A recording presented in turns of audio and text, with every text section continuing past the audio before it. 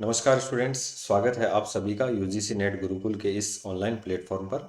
Students, आज का session काफ़ी इम्पोर्टेंट होने वाला है और आज हम जिस विषय पर बात कर रहे हैं वो पर्यावरण प्रदूषण को लेकर जो अपनी यूनिट 9 है पेपर फर्स्ट की, उसको लेकर अपन चर्चा करने वाले हैं, मॉन्ट्रियल प्रोटोकॉल को। तो यदि आप चैनल पर फर्स्ट टाइम विजिट कर रहे हैं तो चैनल को सब्सक्राइब कर लीजिए। दिसंबर यूजीसी नेट की तैयारी के लिए आप हमारा ऑफिशियल ऐप JRF अड्डा डाउनलोड करना ना भूलें। चलिए आज के वीडियो की शुरुआत करते हैं।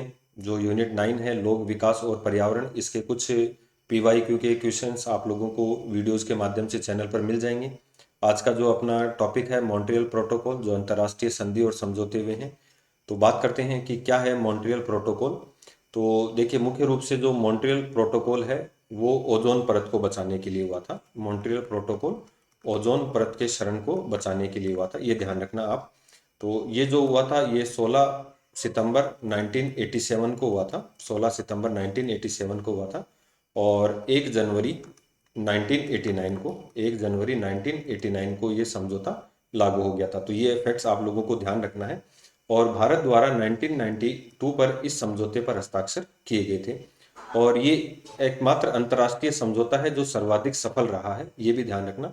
और विश्व के 197 कंट्रीज ने इसके ऊपर हस्ताक्षर किए हैं और इसमें जो महत्वपूर्ण योगदान दिया वो UNEP, united national environmental programme, इस जो यूनाइटेड नेशन की एक संस्था है, जो इकाई है, इसके द्वारा इसमें सर्वाधिक सहयोग दिया गया।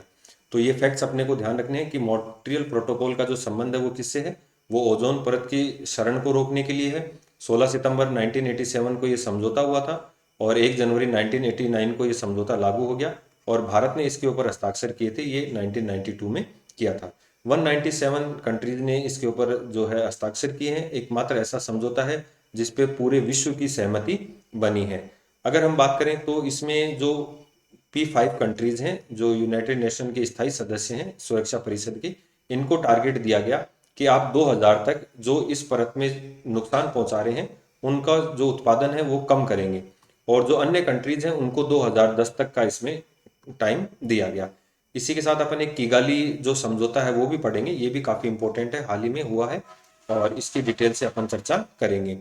तो चलिए अपन थोड़ा सा इसमें बात करें कि क्या है ओजोन परत, क्या करती है, ये कैसे हमारी रक्षा करती है।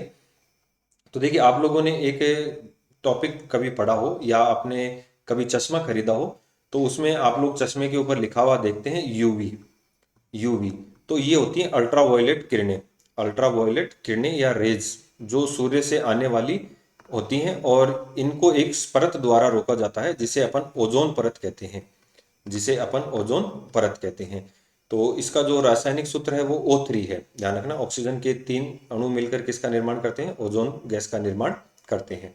तो होता क्या है कि सूर्य से ये किरणें निकलती हैं और जब ये धरातल पर पहुंचने से पहले ये यहाँ पर एक परत है सूर्य की, समताप मंडल, और समताप मंडल में एक समताप मंडल और समताप मंडल में एक होता है ओजोन परत।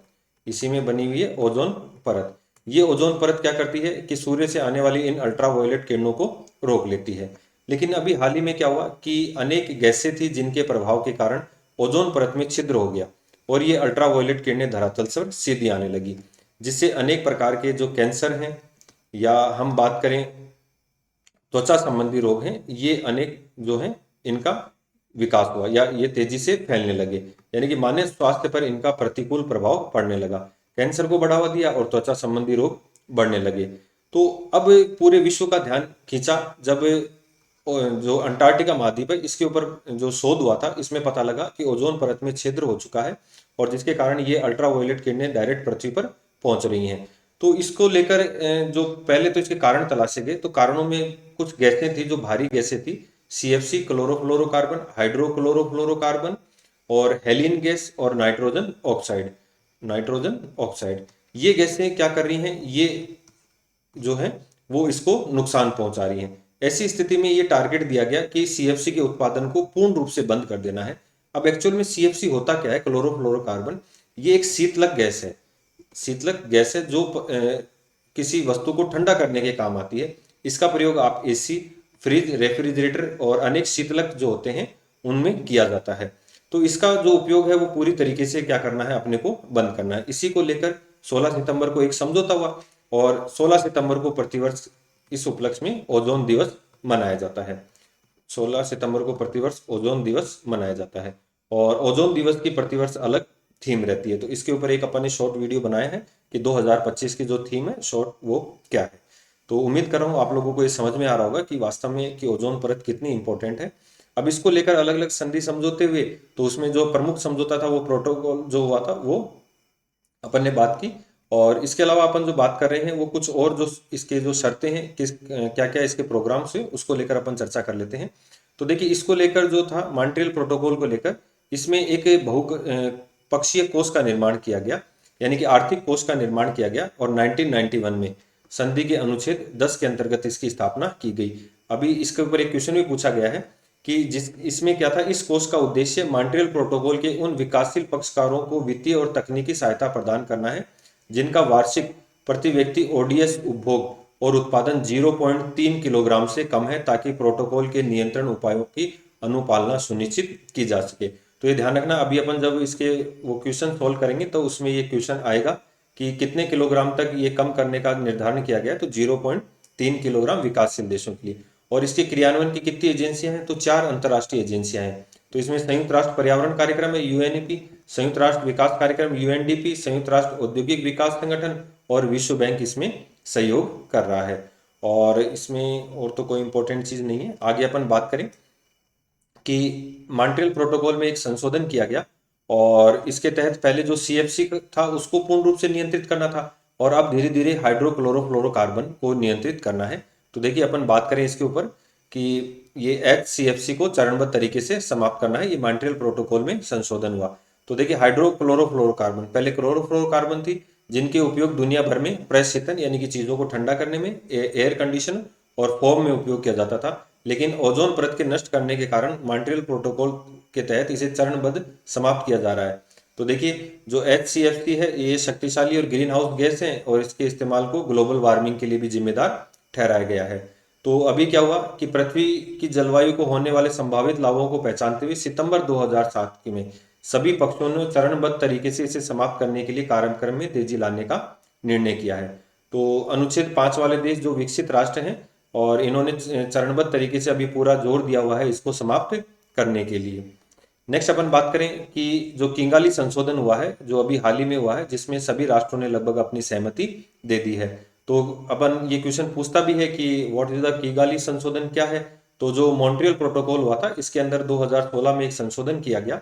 तो देखिए मॉन्ट्रियल प्रोटोकॉल के पक्षकारों ने 15 अक्टूबर 2016 को किगाली रवाडा में जो 28वीं बैठक हुई थी उसमें HFC हाइड्रोक्लोरोफ्लोरो जो कार्बन है उपयोग के चरणबद्ध तरीके से कम करने पर अपनी सहमति प्रकट कर दी है और 2040 के दशक के अंत तक 80 से 85% तक की इसमें कमी लाने को मंजूरी दी है।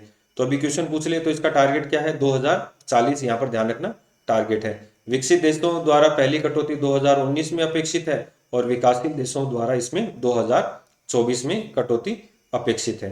तो ये जो है ये जो संशोधन किया गया और देखिए ये ध्यान रखना किंगाली संशोधन उन देशों के लिए 1 जनवरी 2019 से लागू होगा जिन्होंने इस संशोधन पर क्या कर दिया, हस्ताक्षर कर दिए।